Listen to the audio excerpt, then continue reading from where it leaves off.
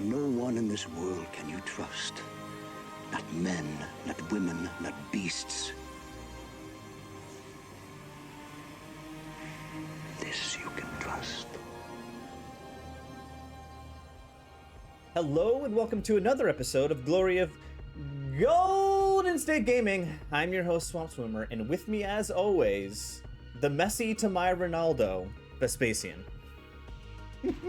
Hey everybody, I feel like I got the win of those two, but hey, how you doing? So, you wanted to point out something specifically. Actually, you can probably see it in the video right now. Go ahead, you talk about it. That's right. I'm representing, and so I just thought this is something that non-ETC goers may not know about, but I was news to me. But apparently, each team usually creates a jersey or some sort of shirt or something for themselves every year for ETC, and there's this switching culture, and I guess it's a little bit like soccer jerseys. Yeah. It's or football, right? Something that comes from there, but. So I purposely bought extra shirts, Team USA shirts, which I'll wear on mine on a later video because they're pretty cool.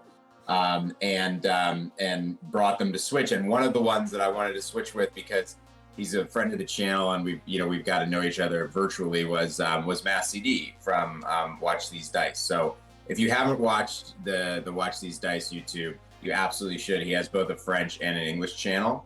And excellent content. He's way better than me. So good, good tactical advice and strategic advice there. And he takes more pictures than I do too. So, but anyways, I wanted to show. The other thing I'll say about the Swiss shirts is that this is something that I would wear out. Actually, I wore it to work virtually yesterday. It's a nice polo. The US one is a little bit more. Shall we say, kind of unique? It's not work appropriate. Is that the point? Yeah, I would not wear it. It's more of a party kind of a thing. So I'll wear it to work. But anyways, I'm gonna try. I switched with a number of other people. I'm gonna try to wear these for the remaining ETC battle reports, and then I'll try to wear the US one for the annual summary that we're gonna do later. So, spoiler alert. Woo. So awesome. How many people did you switch with in total? So I got I brought 4 extra shirts. So I got New Zealand, Swiss, Belgium, and England. Nice. That's so cool. That's so awesome. Yeah. Yeah. Big shout out to Mass CD. I love his channel. Also, I'll put a link right above Vespacian's head actually. That'll take you to his YouTube channel. It's awesome. Check it out if you can. But yeah, I love this tradition. I think it's super cool. And you hit the nail on the head. I didn't even think of that far ahead. Like, bring a bunch of extra shirts to like trade with as many people as you can. Fortunately, the team gave me that insight ahead of time because I was like, oh well, I'll just get 3, 1 for each day, no big deal. But I even brought a couple extra. So. Sweet. For that future date when I go to ETC, I'll have that in the back of my mind. Yep. Be the change you want to see in the world. There you go. But we got to get back into the battle reports. We are on to round 4 of ETC. This is the end of day 2. Yep. And you guys got paired into. Remind me again. Sweden. The Swedes. Yeah. Let's see here. You got paired into Sweden, and you had 2 wins, round 1 and 2. You actually made up to second place in the totals after round 2, and then round 3 you had a loss. Yeah, I got capped by Italy. Damn Italy. Yeah, so you get paired into another Vampire Covenant player. This is your 3rd Vampire Covenant game of ETC. Against Albert. I'm unfamiliar with Albert, but he seems like a cool guy. He's got a cool army. Yeah. Let's see here. Refuse flank, hold the ground. If you are interested in Vespasian's list, please click the link right above my head. It'll take you to the Scrimmage 1 video where we go over his list in a little more detail. But let's see what Albert is bringing. let's see here. Necromancer Master Evocation, the Binding Scroll Necrostaff, a Courtier Adept Occultism BSB, Destiny's Call Super Dex Von Karsten Monster Hunter, and then the General Courtier, Dead Arise, of course, Adept on Witchcraft, Talisman of the Void, Unholy Tome, Von Karsten, Mysteries of the Night, and then lastly, a third Vampire Courtier with Kingslayer and a Halberd, Strigoi, Mesmerizing Gaze. Then a big block of skeletons with a flaming banner, roughly 4 times 20 zombies, so four small blocks running around as zombies, 2 units of dire wolves, a unit of 10 gas with the champion, 2 times 2 great bats, and 2 times 10 wraiths, both without the champion upgrade. Right. Yeah. So this is an interesting list. I actually had a chance to chat with Albert a little bit. This was the end of the day, so I had a chance to chat with him after the match, and we talked a bit because I think what they did with the vampire book, where they kind of broke all the restrictions of the bloodlines, has created a lot of really interesting combinations. I've been helping a buddy of mine work on some of the builds, and so I was familiar with them, and he used a couple in here that I thought were pretty interesting. But generally, this is a really tough one on Hold the Ground. My list generally is not amazing on Hold the Ground. Yeah. Small, weak scoring units. Doesn't really want to concentrate force, in that way. It wants to kind of cloud out and surround you. 2 units of 10 wraiths with triple movement spells is a tough ask for my list, because essentially they shut down the Fire Phoenixes completely. I can't get within 23.1 inches of those wraiths essentially with the Fire Phoenixes, which means we're gonna stay sort of tightly locked in. That being said, I was interested to see his scoring is pretty weak, right? He's got that one big skeleton unit and then a bunch of zombies essentially. So I was interested to see. I thought that there might be some plays that I could make for the objective here. He has a massive amount of magic. I think it's, what is he? 1, 2. He's four channels and and spells. It's a lot. So anyways, I didn't think that there was a lot of upside in this game for me, but I also didn't think that I would take a big loss here, so I think I had this rated as yellow.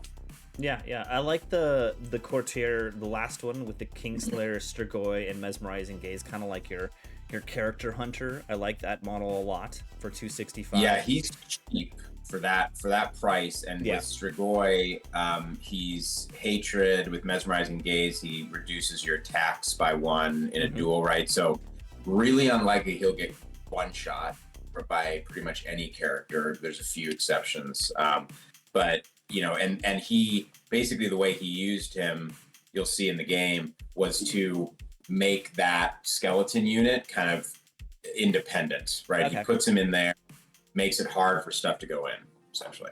That's cool. I like that model a lot. Yeah, it's a cool list. Double race is always scary. And then the big block of gas is interesting. Did he run? None of the characters can go in there. No, and it doesn't score, right? Yeah. And you'll see, no spoilers, but you'll see I tried to use that to my advantage here, so we got to get into the game, but yeah. Okay. This is the pairing process. These are the cards, but we're actually going to switch. We're going to blow right past this to this cute little diagram that Vespasian made, which I think is awesome. So go ahead and talk about the pairing process. Yeah, so everybody, you're probably pretty familiar with the way that we rate at this point, right? So, red, orange, yellow, green, blue, from worst to best. And the other thing that we did was, understanding that not every yellow is the same yellow, right? We also we ranked, right? So essentially, it was very common for my list to have a lot of yellows, but, there are some that are pretty low ceiling and some that might have a higher ceiling, right? So what you see here is our armies are on the left, right? So there's Neil with Dread Elves, me with High Elves, etc. And then our opponent's armies are across the right. And this is, you can see what we ended up with, right? So what we got was we paired into, on average, a win, which I think every team does. Yeah. Which means some there's always some misrating, but on average a win, we got, you know, pretty high ratings for three of our players, those greens, and kind of mid-rated, you know, yellows across the board. So we felt like we had some good upside here. We did end up with one kind of orange result for the mirror match there, but yeah, I was wondering why you guys considered ID on ID I haven't looked at the list specifically, but just a question. And I assume a mirror match would be pretty close to a yellow. Why did you rate this an orange? Yeah, I would have to remind myself a little bit and check in with Stottle on that. So I can check back in. I imagine it just had to do with the builds, you know. I can't remember. This may have been the round that had the like really big immortal Death Star. Could have been this round, and that's he plays this, you know, a less kind of Death Star-ish ID build, so it could have been that he felt like that Death Star kind of, you know, overwhelmed his in a hold the ground scenario. That could have been it. I can't remember. Fair enough. You saw a few of those big immortal stars at ETC. Yeah. They're great on tough. this objective. They're tough. They're real tough. Let's see here. This is Image 1 deployment. Yes. Okay. So you know what, I have the spells written down, but I left my notebook in the other room, unfortunately. But unsurprisingly, he took the triple move, right? I think that he took effigy, right, to shut down some of my shooting, maybe the bolt throwers or something like that. And then he took Hand of Glory. I do have some flaming attacks in the Phoenixes, so it's a good way to kind of put a defensive buff up on the gas if I get in there like that. And I'm not remembering. It was mainly like defensive and movement spells and heals, right, which you'd expect from a list like this. So yeah. I believe I ended up dropping for first. Yeah, I did. And so you can see on my side, I have the Phoenix on the left. I've got the Lancers over there on the right. I like having the Lancers kind of deep on hold the ground, because then they can rush 18 inches in and score, or kind of contest an objective at a key point. I've got the blue Seaguard with the Mage, the green Seaguard. They're right next to each other, heading towards the hold the center.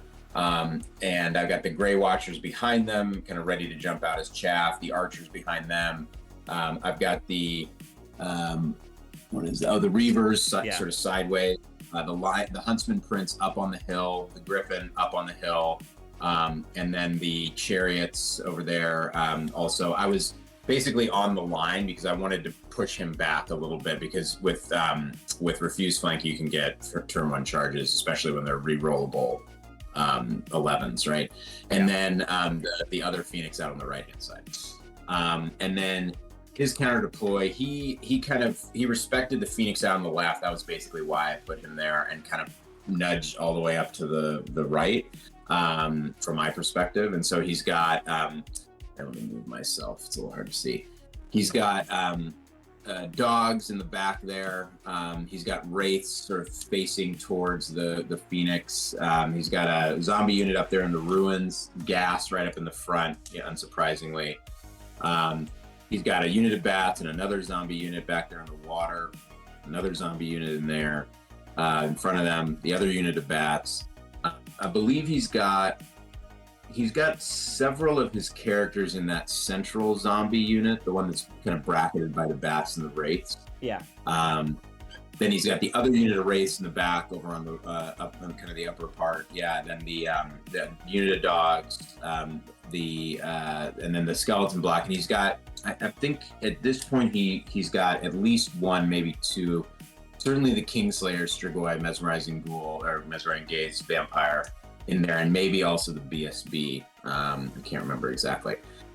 So, so an interesting, interesting setup. And so I'll talk a little bit about now what I was trying to do with the gas. So he did what I thought he would do, right? The way this list functions is the gas go right up in the center, and they pin stuff. They prevent advancing, right? Mm-hmm. Allow the wraith to circle around, right? And then use that skeleton block essentially to come into the flank and break stuff, right? So I knew that it was a trap to send my character straight into those gas, right? Because I can do a lot of damage, but then ultimately he's going to flank me on one or both sides, hit me with base and win the grind eventually.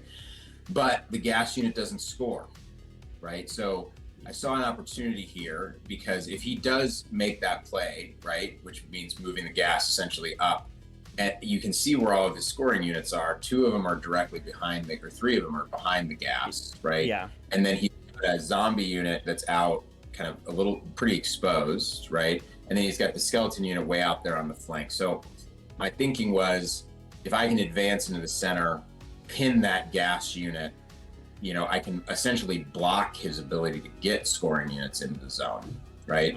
So we'll see. That's my overall strategy. I'm trying to go for an objective win and not give up too many points. So we'll see how that plays out. Okay, very well. Let's see. I think, yeah. So turn 1 we don't have images for. It starts on turn 2. Yeah. So apologies. Yeah. So we go on to turn 2. Okay. This is top of 2. But you get an idea. So essentially, you're seeing my movements, right, and then his turn 1 movement. So turn 1, you can see I have to respect the wraiths on both sides. I bring the phoenixes out, but I'm respecting that 23.1 inch threat range from a magical move. I moved forward so that I was positioned with multiple scoring units to get into the hold the center zone in turn 2. And I unload everything I have at the gas, and it goes relatively well. First turn, he gets a heal off. He's got 3, not much, and a gazillion dice. Not much I'm going to be able to do about that. I had to stop. I wanted to stop the bulk move spell, right? The bubble. Yeah. Because if he shoves his whole army up onto the central zone, I have to withdraw, right? So, so then I do this, and this was kind of an interesting move here. So he did move his gas up as expected. And I've pulled the Flame Phoenix and the Chariots out to the right on the top, right? Which basically makes it, on the Reaver Chariots and the Fleet, which basically makes it really hard for him to advance that skeleton block, right? Because if he does, I can hit him in the flank. And that's not where you want, 46, damage. And so basically he goes for this move. I unload everything into the gas, and then I chaff the gas with kind of like a corner chaff with the Grey Watchers. And you know what? Gas are not very hitty. And so what I do here is I actually I shoot at them again, debuff them with the Grey Watchers, right? So they get their -1 to hit. Yeah. Get the hereditary up, and I also put -1 strength on the gas. So so then if we go for it. What did he stop in that magic phase? I think he, like ice and fire on them, I think. Yeah. Okay. That's fair enough. Yeah. He just he's worried. I have a lot of guns, right? So if I just empty everything into the gas every turn, I could overwhelm the healing, right? So he so I did this kind of silly little move, but again, I'm trying to play for the objective this whole time. So then we can move forward. I think do I have the bottom of 2? Yeah. So he charges with this corner clip right into the Grey Watchers. You can see the debuff and the spell up there. He brings his bats up over on the right hand side. I think that was to prevent the Reaver Chariots from charging, if I recall correctly, into the long charges into the skeletons or something like that. I think that's right. How did he get that skeleton block so far back? Oh, I guess it's right where it was. Okay, never mind. Continue. Yeah, no, all good. And you can see where he had it marked, right? So actually my move with the Reaver Chariots and the Phoenix worked because it forced him to withdraw that skeleton block, right? Otherwise, he doesn't move much, right? And so right now, I know that I'm winning the first hold the center, right? Because he has no scoring blocks in, right? Yep. So in the combat, the ghouls do not manage to wipe out the Grey Watchers. I think they leave 2 around, which is important later. They flee and they choose not to pursue. So the Grey Watchers end up kind of right like right in front of the Lancers or something like that. Okay. So now we can move forward. Yeah. This is top so three. yeah. So he reformed his gas. Top of 3.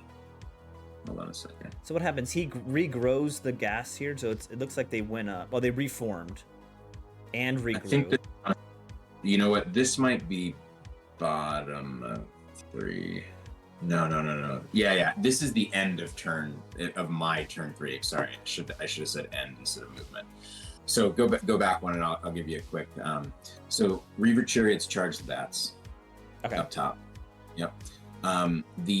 He actually reforms the gas in such a way that the Lancers have a flank charge, and I think he had to do that to keep both of my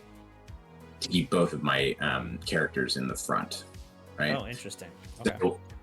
So I take that. Remember, I'm using that gas unit essentially as a shield for the objective, right? So I charge in with the Lancers, and I do essentially the exact same thing again. I debuff their strength, their AP 0. I'm in the flank. He kills 1, if I recall correctly, and I win on combat res and stick him there.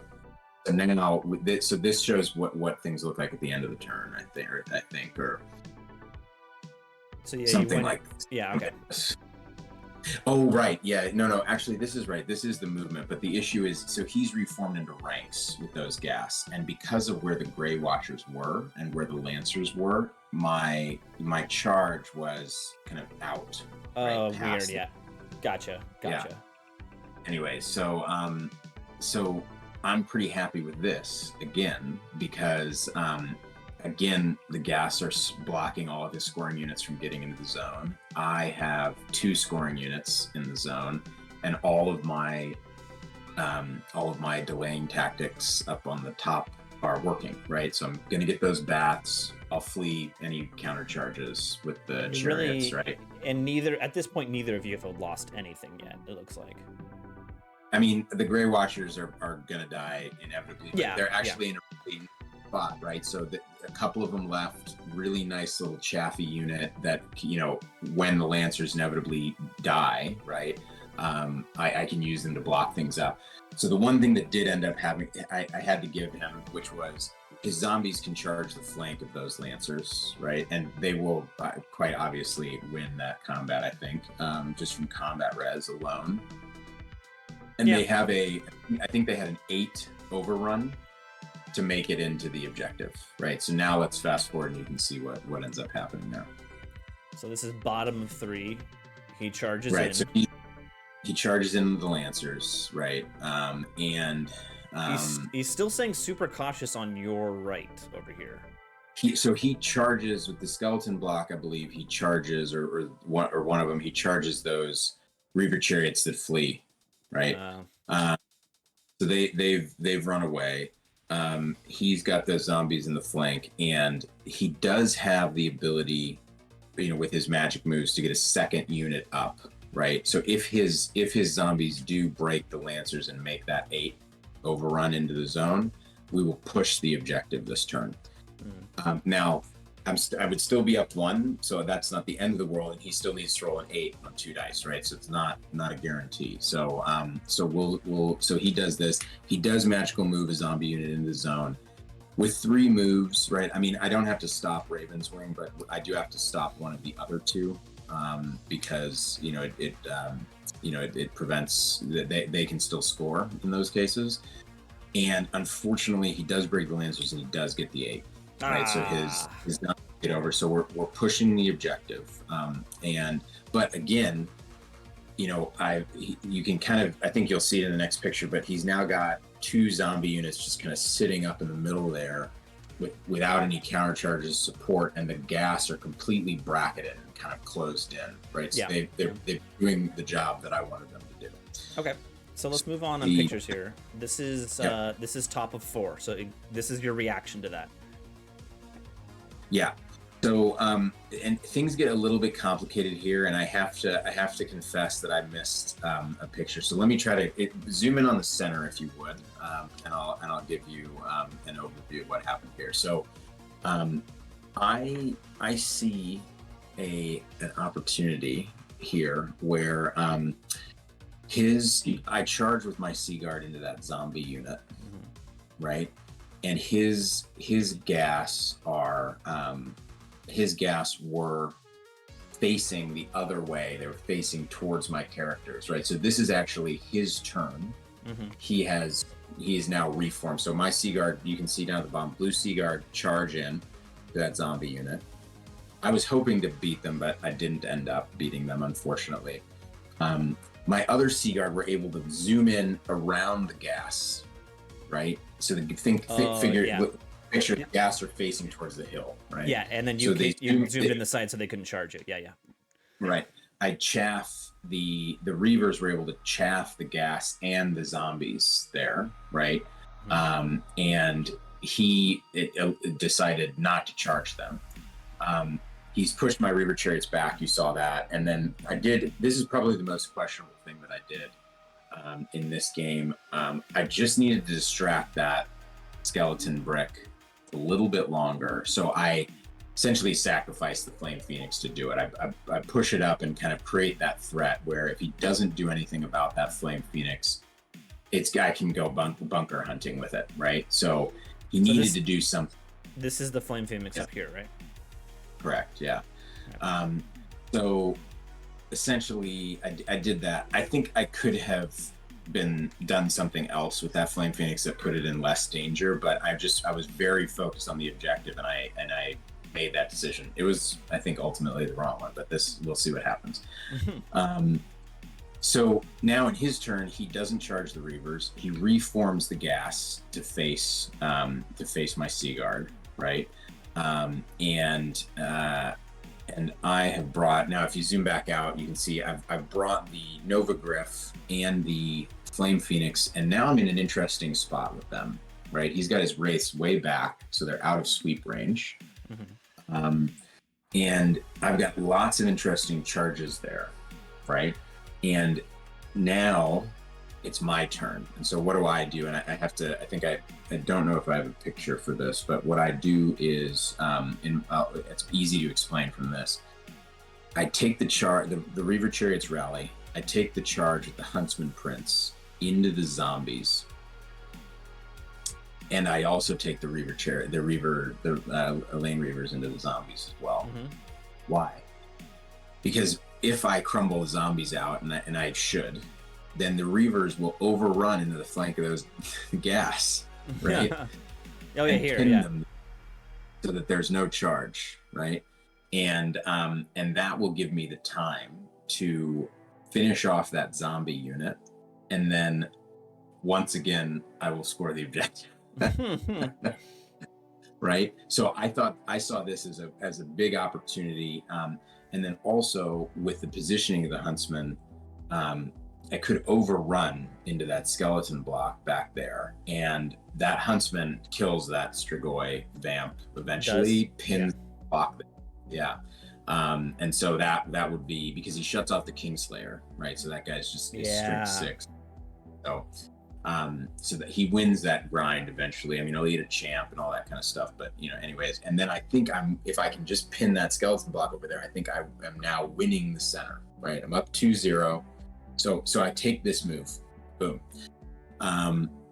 So I think now advance, because I think I have a pick. Let me see what the next one is. Bottom of 5.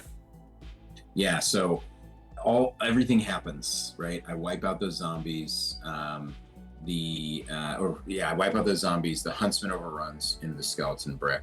Yeah. The Reavers overrun into the gas and pin them there.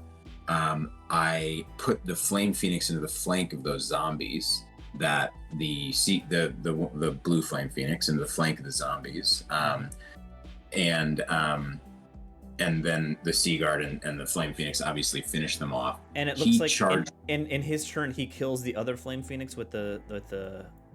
He does, yeah. He does.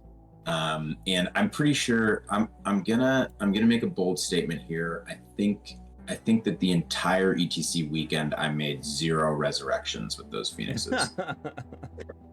It would have been amazing to have one right here, but it didn't happen. So he moves up I think he charges those dogs in just to pin my Seaguard one more turn. Mm-hmm. He moves his wraiths up. You can see I got unity on my Flame Phoenix because I'm expecting him to sweep my wraiths, right? I move my Novagriff in, and he's got some amazing charge options there. He can charge the skeletons with the Lion Prince and that guy over there, try to take off all those points. He's also threatening. Part of what I was trying to do was threaten the bunker, right? Keep it back. Yeah. So he had the characters in there, and he had to pull them back. And, he's pulled them back out into the zombie behind that one. Yeah, this one. Yeah. So I was trying to do that, just keep them back, prevent them from doing bubble heals, things like that. And so I was pretty happy with this positioning. You see, I got the archers up to score. So once again, I'm set up to I'm taking this objective away from hold the ground against a VC army. Unbelievable, right? So now his reaction, he charges those dogs into the flank of my Huntsman Prince up at the top as well. And there he's just looking for res, right? Charge flank.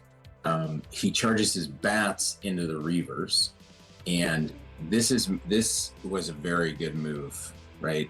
Because if he breaks those Reavers, then his gap overrun. Yep. Away from the bats. But he'd have to not kill all of the Reavers. Yeah. Correct. He'd have to not kill all of the Reavers, break them, and they are down to 4 models right now. It's a little hard to see, but so I'm in one of those weird situations where I'm hoping that he wipes out those Reavers. Okay, exactly. So sorry, this one was a little bit complicated. So let me see here. I think, do we have one more picture, or is this the last one? Let's see here. This is the last one. This is actually pretty close to the end. Couple of things go against me in this last turn, right? So but one big thing goes for me. He wipes out the Reavers. Good. Okay. Good. Good news. He absolutely wipes out the Reavers. I kill those dogs down in the bottom with my Seaguard. Not surprising. He just wanted to pin them there. He breaks my Huntsman Prince, and for the life of me, I can't remember if he actually catches him or not, but it opens up some pressure, but it's a little too late. I don't get that vampire. I don't get those points. Mm-hmm. I can't. He may have gotten the Huntsman Prince, though. I can't quite remember. But either way, I successfully kept that skeleton block and that guy out of the game, right, and not scoring essentially. Although it cost me quite a lot. Yeah. But then the big one that I thought that he would just reap my blue Flame Phoenix down there and try to get those points. He's pretty reasonably likely to do that. I've just got a 5 up from Unity, but he goes for the big swing and it pays off for him. He reaps my Novagriff, right? Oh, so yeah, so he's 10 attacks, right? Reaps, wounding on 4s. And I have a 4-up Aegis, right, with 4 wounds. It's it's definitely way below average for him to kill that guy, but he does. But it's not that far. It's not that far off. Yeah. I hear you. It just came down to the Aegises, and I think I came 1 short, and he died pretty much exactly. I think he just had a real good wounding roll, and I didn't get the Aegis saves I need. Yeah. And he killed the guy. That guy is like 3 battle points by himself. But all of my machinations worked out and I win the objective, right? So if that Novagriff had survived, at that reap, or even just survived it with 1 wound, giving up half points, this would have been a decent outcome, but that swung things bigly at the end there, fortunately. But I was pretty proud of myself to be active. Yeah. You lost one of the Flame Phoenixes. You lost a Novagriff. You're not sure if you lost the Huntsman Prince. Yeah.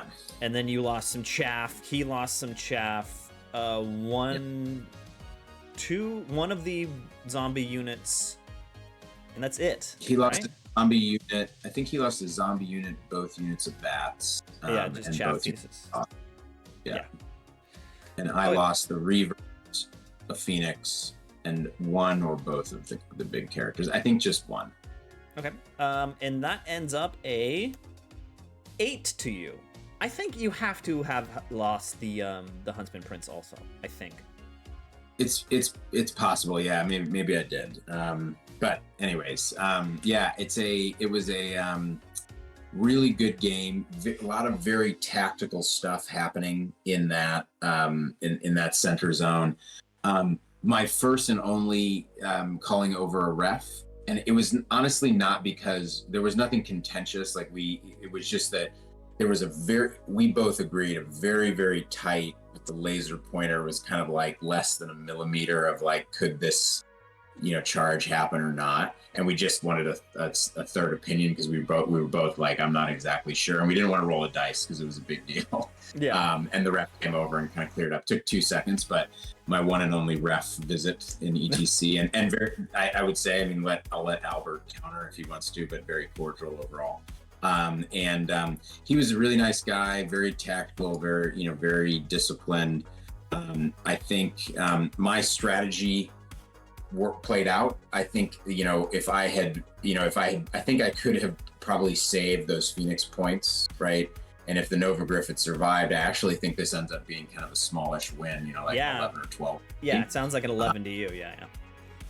Yeah, I felt like this was not a high ceiling, game for me. I felt like, an 11 or 12 might have been about the absolute best I could do. So I was pretty pleased to kind of follow the strategy and how it worked out. I made a couple of, I think, non-optimal plays, but ultimately, we'll look at my stats at the end of the year. I am hands down worst for this army performance is hold the ground. I lose it almost every time. So I wanted an EC, and I against a VC list with 10 gas and 4 scoring zombie units. So I felt pretty good about that. Yeah, you focused heavily on the secondary, which you were successful. Do you think it could have been? You think that was the right move, or do you think it could have been a different game if you decided to try to blow up, for instance, the skeleton unit with all the 2 characters in it?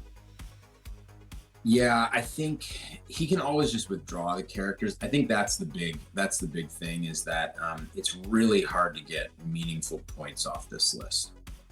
Without the champions, those units of 10 wraiths are like 300 points or 350 points or something. They're ludicrously cheap. Yeah. So even making trades for one of them, I probably lose out. It's impossible to take the gas unit off. I'd have to put both princes and a phoenix in probably, or 2 phoenixes and a prince to take that gas unit off. Mm-hmm. And then he'd have a shot at whatever I had put in there, right? So I think it's real tough to get points off this list, which means then he just wins objective, right? So then it's a 13 to him. So I was kind of staring down the barrel of like a 13-ish to him. Managed to make it a little bit better than that by taking this tactic. So I still think it was the right approach. And we talked about it afterwards, and he was like, I should have had those gas kind of off center so that I had the wiggle room to move up. Because one of the strengths of this list on hold is that those zombie units are almost free, right? So he can literally just shove zombie units up to win the objective, for the first few turns, and then he doesn't really have to commit any points to do it, right? So I think that if he'd had the gas a little bit off center, maybe in that ruins to mitigate my shooting, and then just brought the zombie units around the side, I think it would have been super hard for me to deal with that. And so I'm pretty happy with how this turned out. Definitely. Yeah. So let's talk about the team as total. How did the team do? Yeah, I'll have to double. Oh, can you pull up the new recruit? Yeah, so close round, very close round. And we ended up getting beaten, but not by much. So virtually a draw here at this point. There were a couple of things. So, kind of going down the list, Chris got a win, but I think he was hoping to have gotten a bigger one. Stottle did pretty well, given it was an orange, getting a 7, so that went well.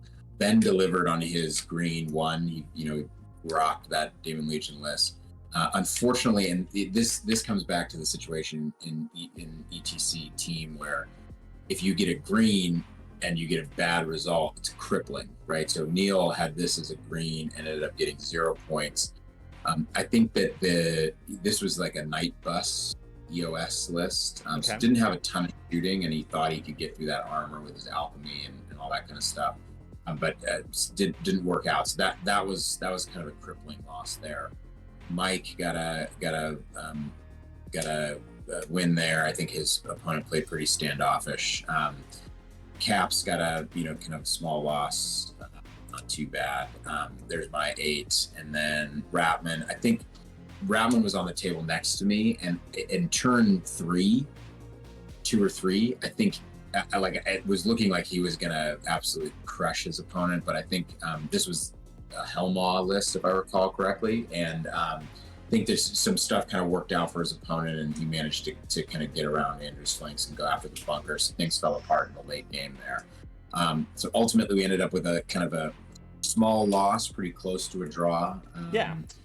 And we were hoping for better, but a couple things kind of went against us there. But still, this is Sweden's perennially, kind of a top 5 to 10 contender, right? And so we were pretty happy to obviously didn't get capped, competed well. So yep. Definitely. I mean, yeah, that's a pretty good result. So, I mean, not a pretty good result. I mean, with a big swing like a green that turned into a red, getting this close to a tie is pretty awesome. Who do you get paired into round 5? Denmark. Okay. Well, thank you for watching. Please like and subscribe. We will be into round 5 next against Denmark, and we'll see you next time. Thanks, everybody.